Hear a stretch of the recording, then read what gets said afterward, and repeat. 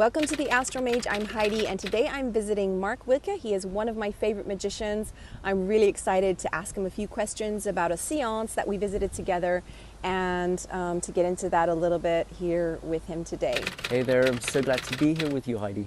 What happens at a seance? Can you explain some of the things that happened? My first question is, can you explain why creating energy balls and putting them onto a pile is important for a seance? Why would we do this? All right, so basically we are raising the energy within the sounds room. We're also connecting the group to each other so we can tap into the energy of everyone there involved. And we don't rely on the energy of one medium, right? So we have more access to more energy so we can have different phenomena happening. So my next question is a really interesting one for me. It is about, what is ectoplasm, this fog that we were talking about? What is that exactly? On a personal note, when I go into the forest and I meditate, I see really thick fog. It comes in slowly and it becomes really thick, even if I blink, like it's there. And I wanted to know, is that ectoplasm what I'm seeing? And do you have a few words on that? Like, what are your thoughts on ectoplasm? So ectoplasm is what we call kind of the substance that spirit can use from the medium or from the group, an energetic substance that is kind of between matter and ethereal, or matter and energy. So it's the closest thing to actually something materializing. It's kind of the building blocks of phenomena in the sounds room. So some people call it the magnetic fluid. It's in the body. It's closely connected to the medium's body, closely connected to the physical, right, with other people. So it usually comes through the mouth or through the eyes or through the nose or the ears of the mediums. You see that in some spirit photography from early 19th century. But what you see also in the woods when you meditate is this is the stuff that spirit can use to manifest. This is the stuff that kind of shows up that we can perceive, not really only through meditation or imagination. It's nothing that's only like in the vision. You can really actually physically see it under some conditions, right? The lighting has to be good. That's why in the sounds room we use the rose light or the red light.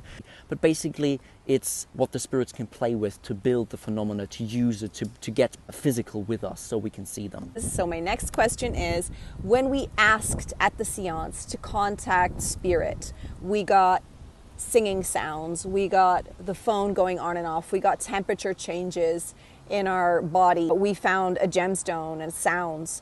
How much of that do you think that we can actually trust? How much of that is genuine? Like, do you have some thoughts on that? The great thing is with the sounds is you have to always have it in your back to just be experimental, be curious and see what happens, right? With the apport, right? That's what you call a materialized object. So in our case, we had a gemstone. And there are a few things that we can do to get more closer to the reality of that it may be genuine and that it's actually happening and that it's connected to contacting spirits, right? So in the sense of the gemstone, I had the feeling that someone had a birthday. It turned out somebody did have a birthday. And then we just stood together holding hands, which meant that everyone knew where everyone was, right? Even if our eyes were closed, it wasn't in bright lighting, right? So it wasn't in the dark, and all our hands were controlled. Not out of the reason to kind of, not that we're suspecting fraud, right? But out of the sense that we know where everyone is, and also because it makes easier with the energy circulation around the circle, so everyone knew where the hands were. And then we heard a sound, and the sound came from one distinct part of the room, kind of in a corner, and we heard something on the ceiling, and then a dropping sound on the floor. And then we ended that segment of the sounds, we opened our eyes, and then we looked and we checked, and we found the small gemstone on the floor, and we kind of decided this is probably a gift for the person who had her birthday recently.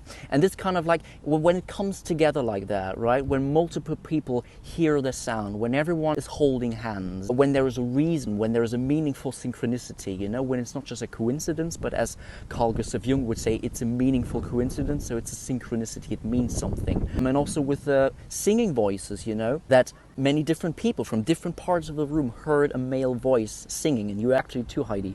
But there was no singing on the music, right? We had some music playing, there were no vocals there, and nobody else heard the male voices, right? Only 3 people from 3 distinct parts of the room heard the voices, and that for me is kind of a hint, a step closer to accepting these phenomena more easily and kind of making them make sense, and like accepting them and thinking, oh, this may be genuine and we can work with that, we can use it. Thank you so much for that answer, Mark. That was a really good and on-point detailed answer. I really appreciate that, and thank you so much for taking the time here for us today.